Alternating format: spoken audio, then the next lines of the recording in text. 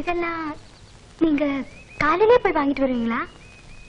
எனது வாங்கிட்டு வர்றதா? இதெல்லாம் நானே ப்ரிப்பேர் பண்ணதுங்க. அப்படியா?